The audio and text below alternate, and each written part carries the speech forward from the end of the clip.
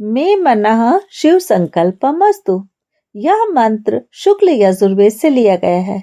इसका अर्थ है मेरा मन शिव संकल्पों वाला हो। शिव का यहाँ पर अर्थ है मंगलकारी, कल्याणकारी, हितकारी और सुखकारी। जिस दिन मेरा मन इन सभी शिव संकल्पों वाला हो जाएगा, उसी दिन से अध्यात्म की ओर हमारा पहला कदम प्रारंभ हो जाएगा। इसी के साथ मैं निर्मला चौहान महाशिवरात्रि के इस पावन पर्व पर आप सभी को अपने चैनल संस्कृत संसारम के माध्यम से बहुत बहुत शुभकामनाएं देती हूँ। आज हम अपने इस वीडियो में बात करने वाले हैं महाशिवरात्रि के वैज्ञानिक पहलू के विषय में, शिवोहम के विषय में, अर्धनारीश्वर तथा शिव जी को भोलेनाथ क्यों कहते हैं, और अंत में शिव पार्वती के विवाह से जुड़ी पौराणिक कथा के विषय में। वीडियो के अंत तक आप हमारे साथ जरूर जुड़े रहिए। मुझे पूरा विश्वास है कि महाशिवरात्रि के इस विशेष वीडियो को देखने के बाद आप भी अपने भीतर कुछ घटित होता हुआ जरूर महसूस करेंगे, और यही हमारे लिए आप सभी की तरफ से सबसे बड़ा लाइक शेयर होगा। आइए वीडियो आरंभ करने से पहले हम एक ऐसी शिव स्तुति करते हैं जिसे महामंत्र और सिद्ध मंत्र भी कहा गया है, जो रुद्राष्टकम से लिया गया है।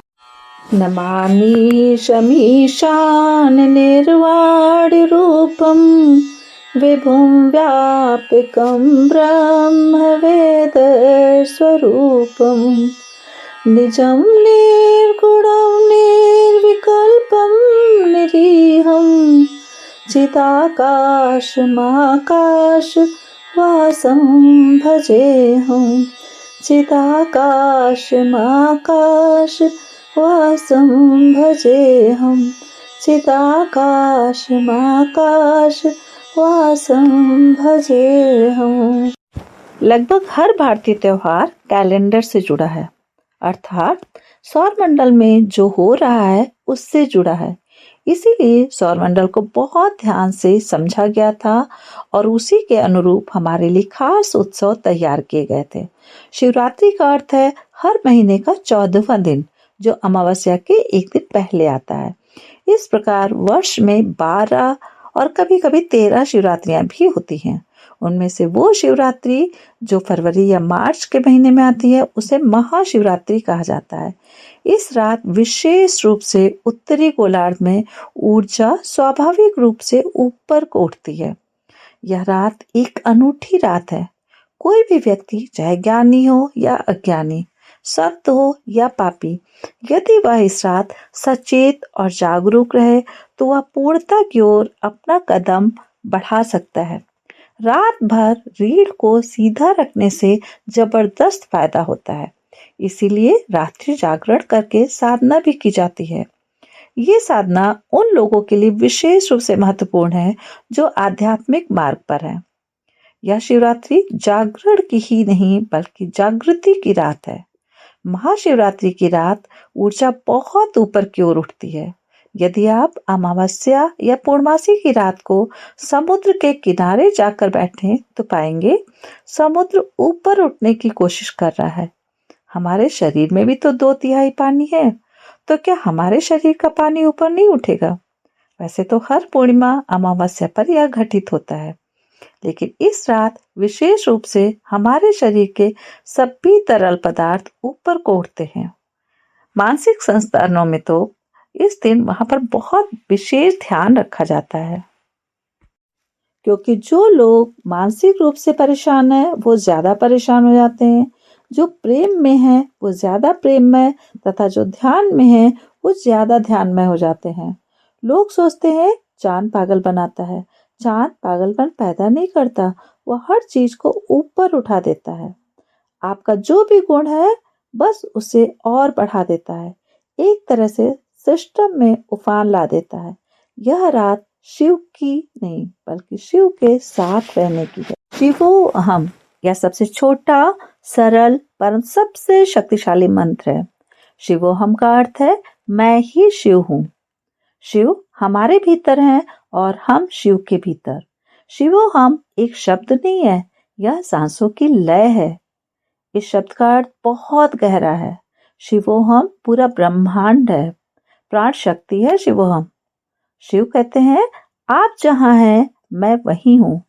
शून्य होकर भी शिव वो है जो कुछ नहीं है और फिर भी सब कुछ वही है। सर्जक भी वही है और प्रलयकर्ता भी वही है। जन्म भी उन्हीं से है, मृत्यु भी उन्हीं से है। काल भी वही है और महाकाल भी वही है। शिव ये नाम लेते ही हर व्यक्ति में आशा और उम्मीद की एक ऐसी लहर उत्पन्न हो जाती है कि आंसू आ जाते हैं। और ये जो शक्ति है यही शिव है। शिव को अर्धनारीश्वर कहा गया है। शिव और शक्ति आपस में मिलकर ही पूर्ण होते हैं। शिव एक आधार है तो पार्वती जी रचनाकार। बिना आधार के संरचना संभव नहीं है और बिना संरचना के आधार केवल आधार ही रह जाएगा। ब्रह्मांड का सृजन दोनों ने मिलकर किया है। वे पुरुष और प्रकृति के रूप में एक ही हैं। शिव कहते हैं हम दोनों में हम दोनों ही हैं। भोले बाबा की पूजा हर कोई करना चाहता है क्योंकि वह इतने भोले हैं कि एक साधारण सी पूजा और आराधना से भी प्रसन्न हो जाते हैं। वो असुरों के भी देव हैं। जिसको कोई नहीं अपनाता उसे भोले बाबा अपना लेते हैं। वे हर प्राणी, जीव, जंतु, भूत, पिशाच, प्रकृति सबको अपने भीतर समाहित कर लेते हैं। कई बार तो असुरों की आराधना से प्रसन्न होकर उन्हें अमरता का भी वरदान दे देते हैं और फिर माता दुर्गा और माँ काली को इस स्थिति को सुधारने के लिए आना पड़ता है। यदि हम पूरे समर्पण भाव से उनकी आराधना करते हैं तो हमारे सारे विष अर्थात दुख, कष्ट, पीड़ा सभी नकारात्मकता को हर लेते हैं। शिव बाबा यदि समुद्र से निकला हुआ विष पी सकते हैं तो क्या हमारे अपने भक्तों के दुख, कष्ट, पीड़ा को नहीं हर लेंगे? आप समर्पण करके तो देखिए। एक पौराणिक कथा के अनुसार इसी दिन शंकर पार्वती जी का विवाह हुआ था। कहते हैं शंकर जी अपनी बारात में भूत, पिशाच, लूले, लंगड़े, सांप, बिच्छू सभी को ले गए थे क्योंकि जिन्हें सभी ने त्याग दिया है उसे शिव जी अपनाते हैं। ऐसा कहा जाता है कि जब गौरा जी की माता महारानी मैना ने शंकर जी को ऐसे रूप में और ऐसी बारात को देखा तो वे बेहोश हो गईं।